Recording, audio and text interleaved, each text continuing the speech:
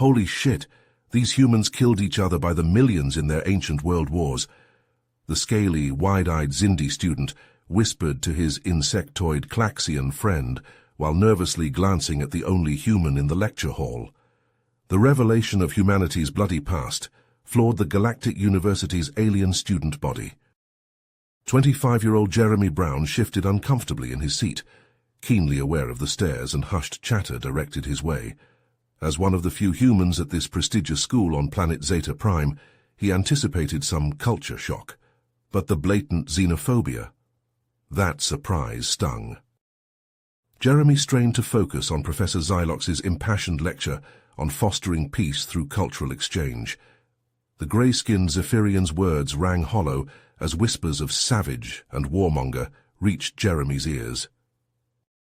After class, the top student, a four-armed blue Xindi named Rigel, cornered Jeremy. "I bet you're as violent as your ancestors. Your kind brings nothing but conflict to the galaxy," Rigel sneered, shoving Jeremy hard. Jeremy kept his cool. "I'll debate our history and values anytime, but judge me for my own character, not humanity's past." Suddenly alarms blared. Professor Xylox rushed in. "Xindi terrorists stole a mind control device. It could spark galactic war." He turned to Jeremy, eyes pleading. "The Council chose you to lead the retrieval mission. Only human cunning and courage can stop this disaster. You're our sole hope." Jeremy gulped, realizing humanity's fate hung on his actions. Failure meant their enslavement or destruction before even fully joining the galactic community. He had to succeed, or mankind was doomed. When Professor Xylox said that Jeremy was humanity's sole hope, he stood there in stunned silence for a solid minute. His life on Earth had been so mundane, going to school, playing video games, watching sports. Now suddenly the fate of his entire species was on his shoulders. It didn't feel real. Jeremy felt a strong four-fingered hand grip his arm. It was Rigel pulling him into the hallway. "Are you sure you can handle this, human?" Rigel asked, his tone dripping with condescension. "This is a job for real soldiers and spies, not schoolboys." Jeremy yanked his arm free, a spark of defiance flaring in his chest. "The Council chose me for a reason. I'll get it done, whatever it takes."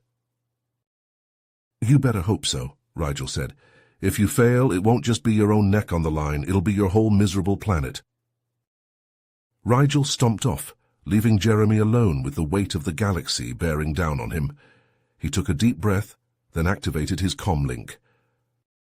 "Varuna, Zephyr, Nyx, meet me at the spaceport in 1 hour. I'm putting a team together for a critical mission. I need the best." An hour later, the four of them were gathered around a table in a dingy spaceport cantina. Jeremy laid out the basics of the mission.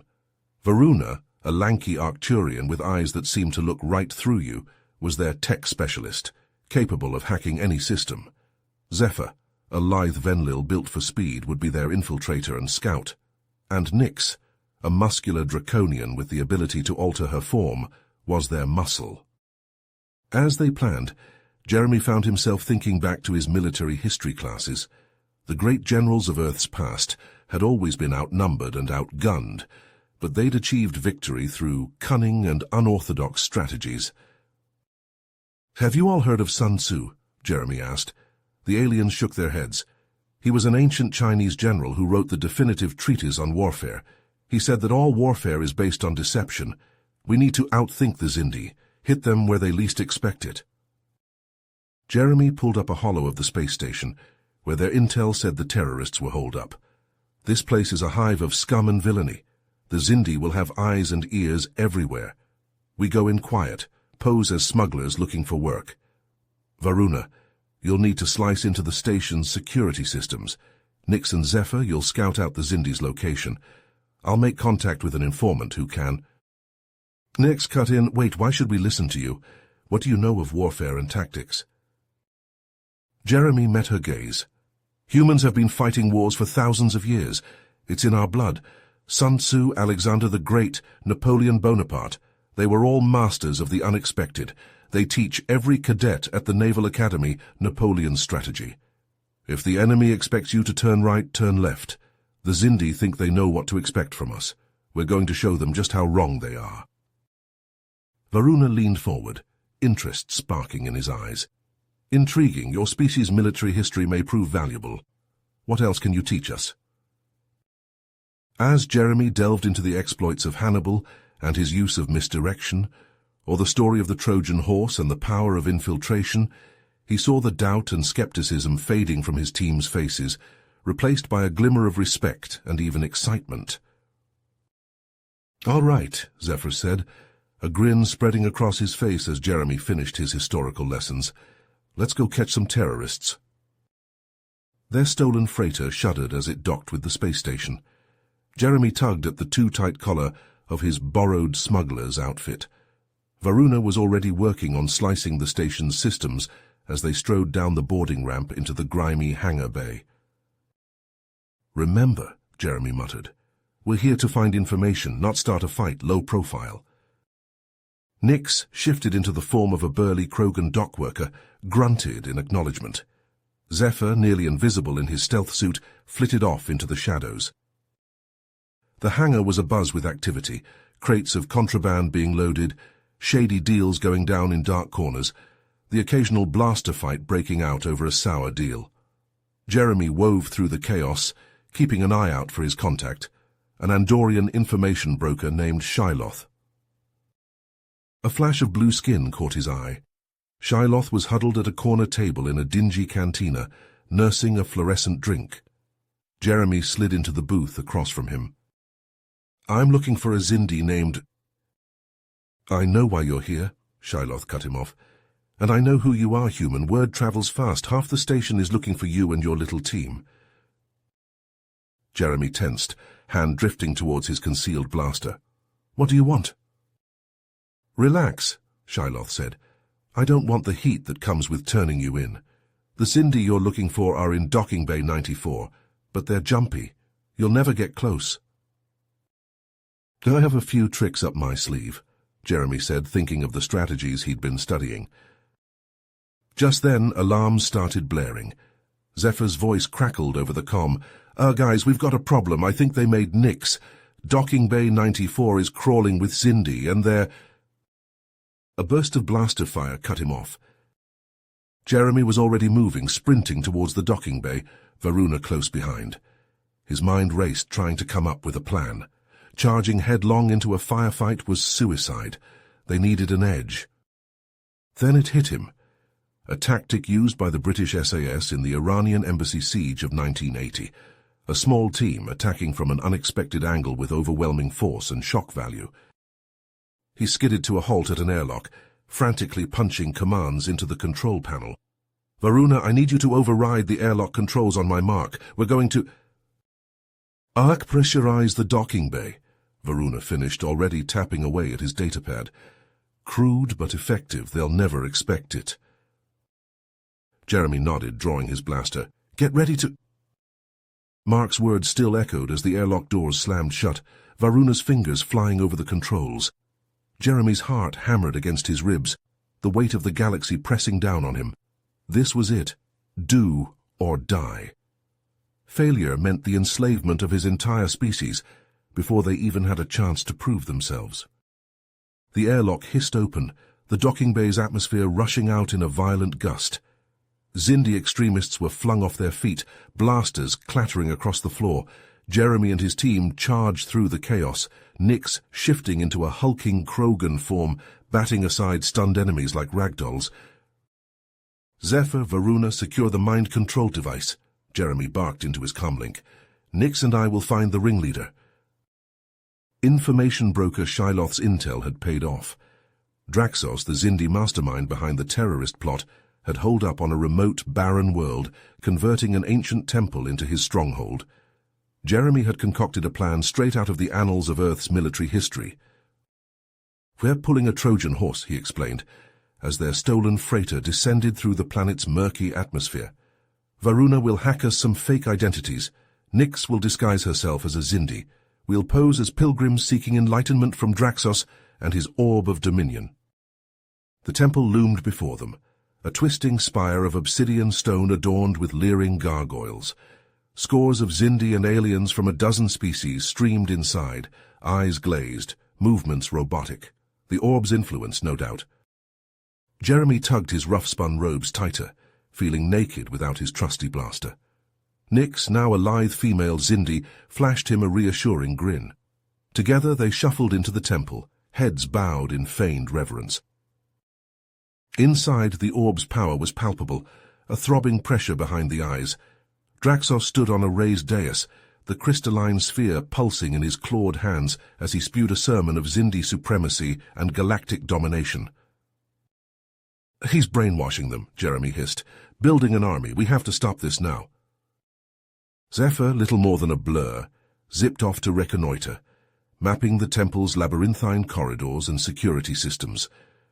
Varuna melted into the shadows, making for the temple's power chamber. Jeremy and Nyx pushed through the crowd, angling for Draxos himself. Towering Xindi guards, scales gleaming with orb-enhanced energy, blocked their path. Jeremy swallowed hard. Even Nyx couldn't overpower them all. Then inspiration struck like a bolt of lightning.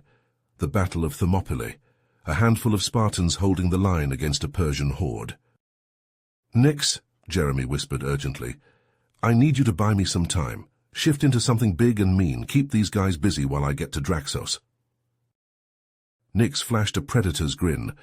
Her form rippled, expanding, hardening into a draconian berserker, all spikes and fangs and corded muscle. With a bellowing roar, she threw herself at the guards, razor claws rending armor and flesh. In the chaos, Jeremy slipped past, climbing the dais to face Draxos alone. The Xindi leader whirled to face him, orb crackling with malevolent energy. "Draxos, stop this madness," Jeremy pleaded. "The Galactic Council stands for peace, for cooperation between species. How many will suffer in this insane quest for power?" "Humans," Draxos spat, "so naive. Peace is a lie, a delusion for the weak. The Xindi were born to rule." He thrust the orb forward, a lance of searing light erupting from its core. Jeremy dove aside, rolling to his feet, as the energy beam gouged a molten furrow in the stone where he'd stood a heartbeat before. Draxos advanced, orb held high, eyes gleaming with fanatical light. Jeremy scrambled back, mind racing. He was a student, not a soldier. What chance did he have against the orb's power? But he was human. His species had a long, proud history of standing against tyranny, no matter the odds. If he fell here, that history would be snuffed out before it even began. Jeremy rose to his feet, squaring his shoulders as he faced down Draxos. The orb flared, but he held his ground, refusing to be cowed. "You're right, Draxos, I am naive," Jeremy said, voice ringing with conviction. "Naive enough to believe that different species can work together for the common good. Naive enough to have faith in the Galactic Council's mission. And naive enough to stand against you, even if it cost me everything." He reached out a hand, a gesture of compassion, of shared purpose. "It's not too late, Draxos. You can end this. You can choose a better path. For all of us." Draxos stared at Jeremy's outstretched hand, orb spitting and sputtering in his grip. For a long, breathless moment, the Xindi seemed to waver. Then his face twisted in a snarl of pure hate. He raised the orb high, a tidal wave of destructive energy gathering at its heart. Jeremy braced himself as the deadly light burst forth, the fate of galaxies hanging in the balance.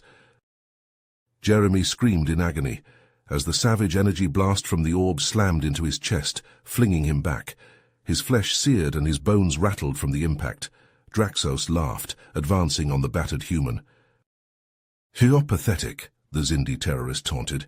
"You and your whole miserable species. Once I harness this orb's full power, I'll enslave the minds of every galactic leader.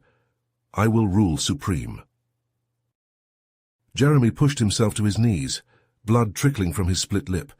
His body ached, but he forced himself up, standing tall. "I won't let you," he growled, fists clenched.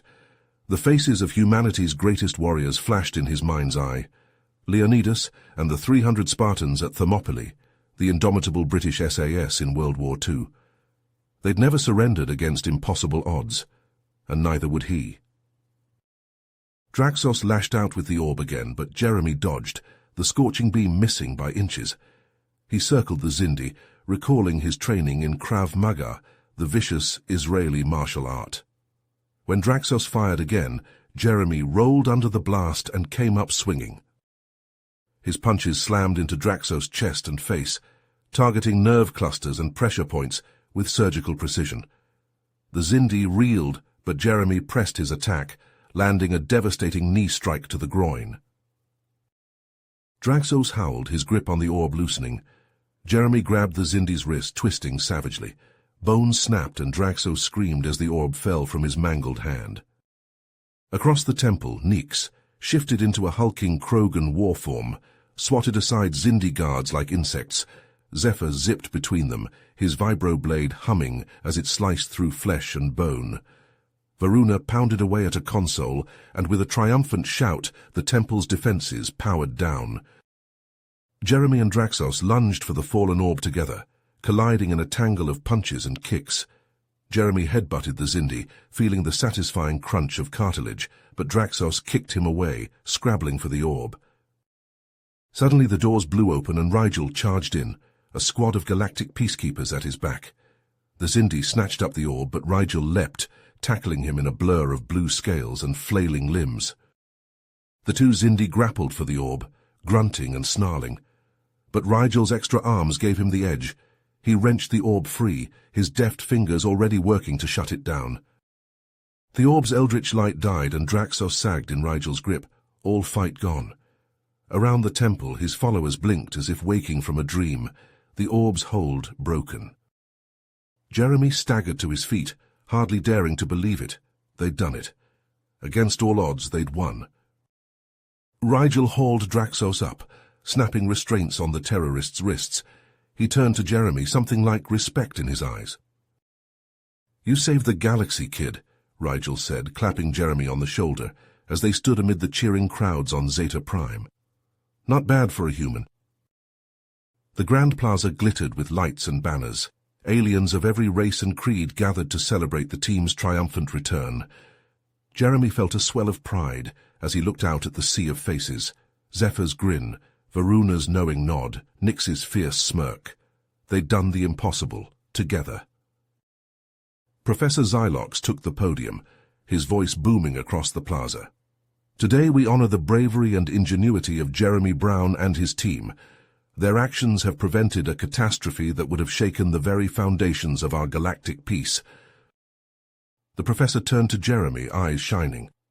"But more than that, Jeremy has shown us the value of Earth's history, of the lessons learned through your species' struggles and triumphs. He adapted the strategies of your greatest leaders, Sun Tzu, Napoleon, the British SAS, to outmaneuver a foe that sought to enslave us all. We owe him, and humanity, a great debt." The crowd erupted in applause. Jeremy felt a hand on his arm, Rigel pulling him aside, his face troubled. "I need to talk to you," the Xindi muttered. They slipped away from the celebration, finding a quiet spot overlooking the glittering cityscape. "What's on your mind?" Jeremy asked. Rigel sighed.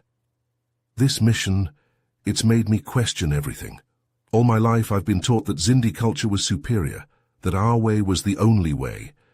But seeing what Draxos was willing to do, the horrors he inflicted in the name of Xindi supremacy—" He shook his head. "I don't know what to believe anymore." Jeremy was silent for a moment. Then he said, "On Earth we have a saying, but strength through diversity. Our greatest achievements have come when different cultures, different viewpoints, work together towards a common goal." He gestured towards the celebration below. "Look at what we accomplished, Rigel. A human, a Xindi, a Venlil, a Draconian, all working as one. That's the future I want to see. Not domination, but cooperation. Not conquest, but understanding." Rigel looked at Jeremy, a glimmer of hope in his eyes. "You really believe that's possible? After all the blood spilled between our peoples?" "I have to," Jeremy said. "It's the only way forward." They clasped hands, a silent vow to work for that better future. But as Jeremy made his way back to the celebration, he couldn't shake a sense of unease. Their victory felt hollow somehow, incomplete. In the weeks that followed, that feeling only grew. Reports trickled in of unrest among the Xindi, of Draxos followers stirring up anti-council sentiment. They painted the terrorist as a martyr, a visionary struck down by human treachery. Tensions simmered, threats traded back and forth between the Xindi and the Council. Some even called for war, for vengeance against the upstart humans who had dared to interfere in Xindi affairs. Late one night, unable to sleep, Jeremy found himself wandering the university grounds. The weight of it all felt suffocating. The expectations, the uncertain future, the fragile peace he had fought so hard to protect. His comlink chirped, a message from Rigel. "Something big is about to happen. The insurgents are planning something. Meet me at the spaceport, Hangar 12. Come alone." Jeremy stared at the message, heart pounding. He thought of all he had learned, all he had seen, the tactics of Earth's past adapted for a new age, the bonds forged in battle, the glimmer of understanding between once bitter foes. He knew what he had to do. Jeremy left a note for his friends, brief and to the point. "The fight isn't over. There's still work to be done. Look after each other." Then he slipped out into the night, a single duffel bag over his shoulder. At the spaceport, a shuttle waited, Rigel at the controls. "I'm glad you came," the Xindi said as Jeremy climbed aboard. "I didn't know who else to trust." "Where are we going?" Jeremy asked, strapping in as the shuttle lifted off. "To the front lines," Rigel said. "I've pulled some strings, gotten us both commissions with the Galactic Peacekeepers. If we're going to stop this war before it starts, we need to be right in the thick of it." Jeremy nodded, watching Zeta Prime recede through the viewscreen. His thoughts drifted to his alien friends, to Zephyr's irrepressible spirit, Varuna's quiet strength, Nyx's fierce loyalty, to Professor Xylox and his unwavering belief in a greater galactic community. They were the reason he fought, for them, for that dream of a galaxy united. It wouldn't be easy. There would be battles ahead, sacrifices to be made. The scars of the past ran deep, the distrust and resentment simmering just beneath the surface. But he would face it all the same, for his friends, for the future. As the shuttle jumped to hyperspace, stars blurring into streaks of light, Jeremy closed his eyes, steeling himself for the trials to come. The soldier and the spy, the human and the Xindi, side by side against the darkness. A fragile alliance, a flickering hope. It would have to be enough. You have reached the end of the story. If you enjoyed this story and want to support us, please leave a like and subscribe to our channel, and for every comment that says 88, I will heart every single one of them. Thank you for your time.